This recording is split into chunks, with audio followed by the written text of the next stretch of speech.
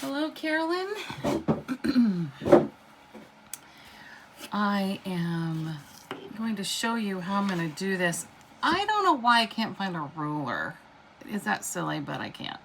I'm just going to use my pad to make these marks. But what I want to do is determine kind of ish. We're going to do 2 lines here. So I'm just determining where they should go. And I'm just going to take my pad as my guide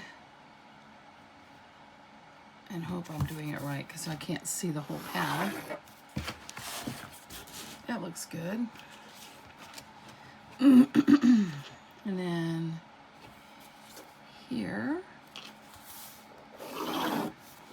Okay, so that's what I'm doing. I put the 2 lines. Now I'm going to go ahead and put another line here. Let me just determine how fat I want that. I want to go this way. Okay. If you have a ruler, of course, this is going to be a lot easier. So you're just making, whoops, that's not going to be big enough.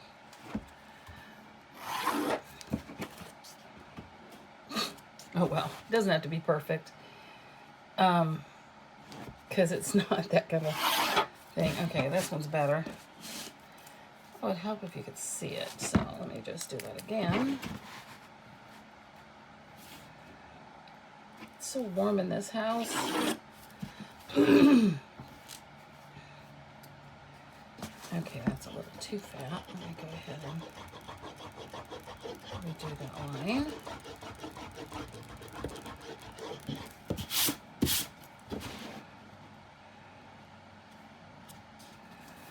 Let's see if I can get it right there. Still fat. Darn it. I have to have a ruler when I do this kind of thing. I'm not very good at this without a ruler.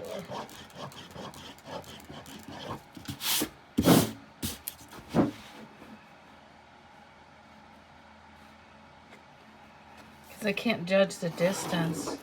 And my ruler's in there somewhere. I just can't seem to find it. Let's go a little bit more. Slight bit more. Alright, well, I don't care. It doesn't matter. Okay. It's silly to make so big of a deal about this because just what we're using it for. So basically now I'm just taking a Sharpie pen and I'm just going to color in this line here. This section. You know, I want it to be pretty solid. So I'm going to kind of go over it. I am on arches. I'm on the paper that I've encouraged you to start using.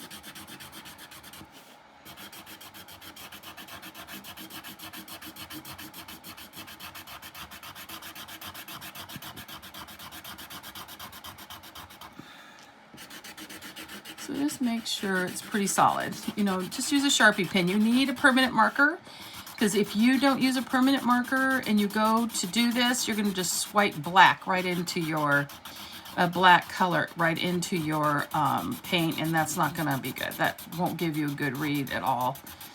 So only use a permanent marker only. It'd be nice if I had a really fat marker. Now I don't need to do both sides. I just wanted to show you. I guess I could. This is taking longer than I would like. I'm probably moving the camera when I'm doing this too.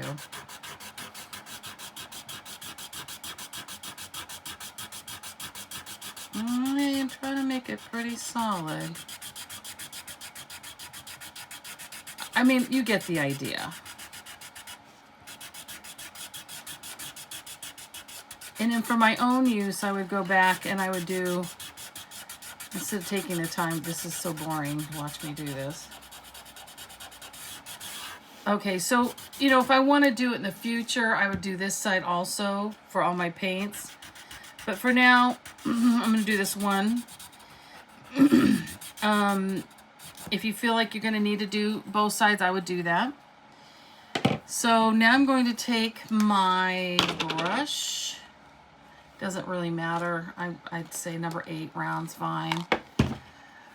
And I'm going to go ahead and put it in paper. Now, with my pencil, I'm going to start with buff titanium. Okay, so I'm going to put, well, I could go buff right here.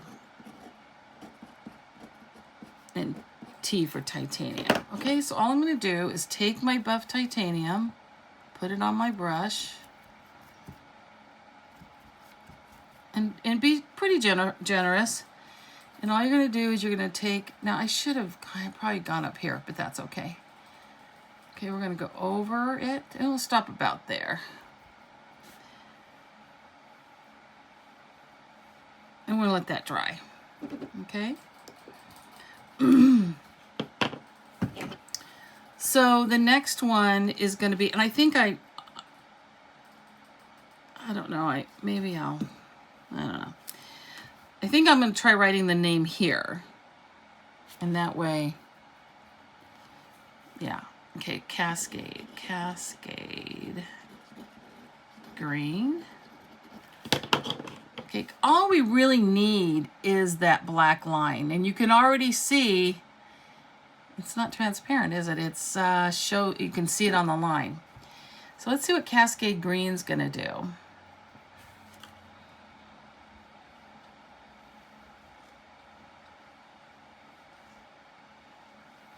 Okay.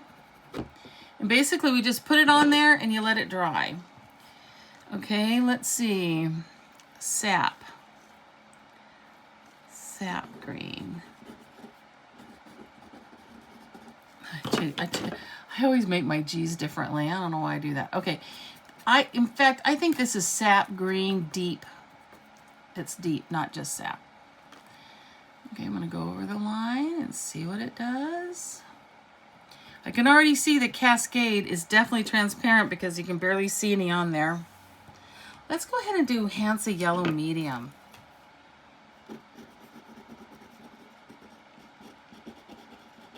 I'm abbreviating it. Let's see what we get with that.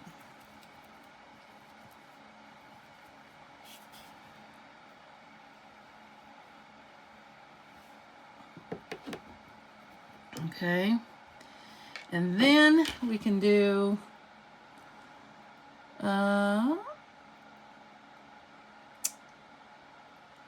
about if we do phthalo blue? I'm just jumping around here.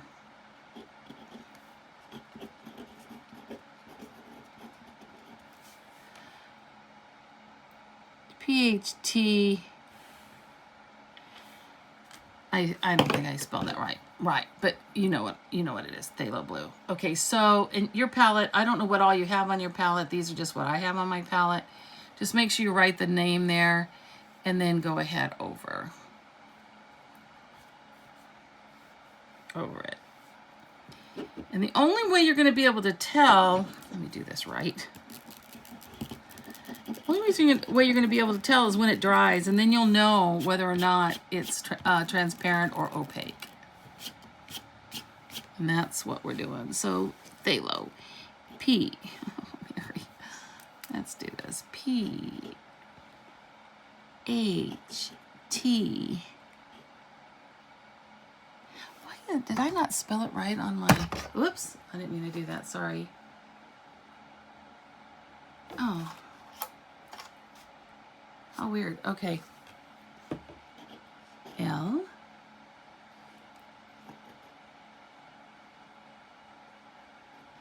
How weird. Okay. I keep bumping things. All right. So there's that. And then we've got, let's see. Let me see what other opaque. Now I've got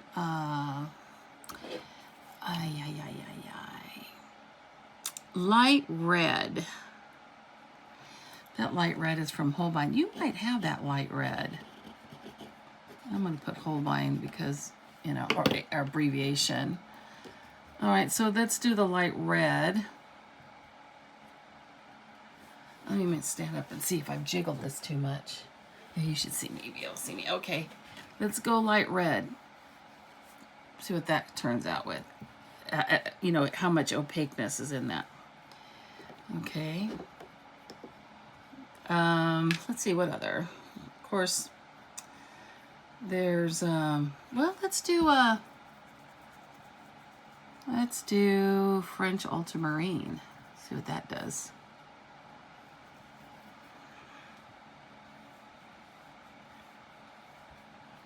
Like I said, don't be too watered down, you know, be pretty generous.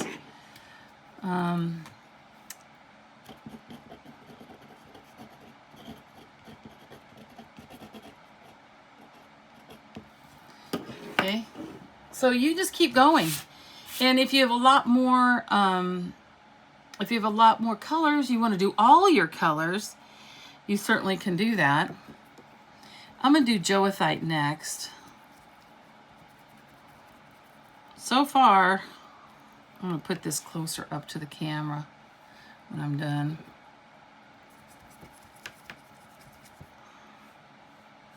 My poor palette is breaking. It's so old. All right, so that's Joethite.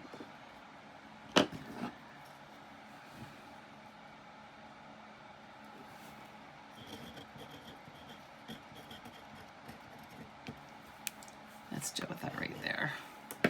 Okay, and then, let's see.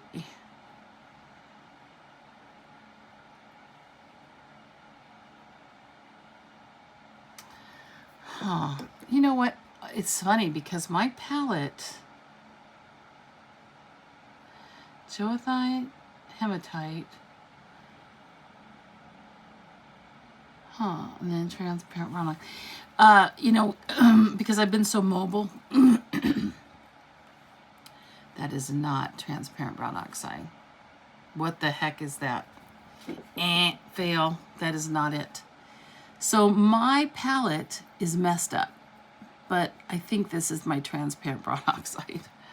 I don't know what that color is. I like it, but I don't know what color it is. This is transparent brown oxide. So in other words, when I'm traveling with it, they pop out. And so I'm like, uh-oh. And sometimes I can't figure it out.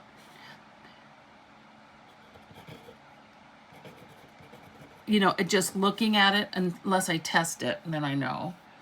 So you just keep going. Now I'm going to hold this up closer to the video so you can see, if you can see it. Buff titanium is definitely opaque. And there's some opaqueness in Hansa yellow medium, but you know, it's not as much as I thought it would be. This light red Holbein might end up being, yeah, it's going to be transparent. So you'll be able to tell if you can see paint on the line, you know that it's opaque. If you can't see the paint on the black line, you know it's transparent. So that's it. That's all you're going to do. And like I said, I would fill in this black line here, and I would just keep going with all my paint to see. Now, technically, you could take a pen and you could take a small piece of paper before you start, and you could make a line and decide on your colors. But this is if you want to know your palette. Which ones are transparent? Which ones have white in them? This is a great way to figure it out. So now as it dries, I'll be able to tell a lot more. Hope this helps.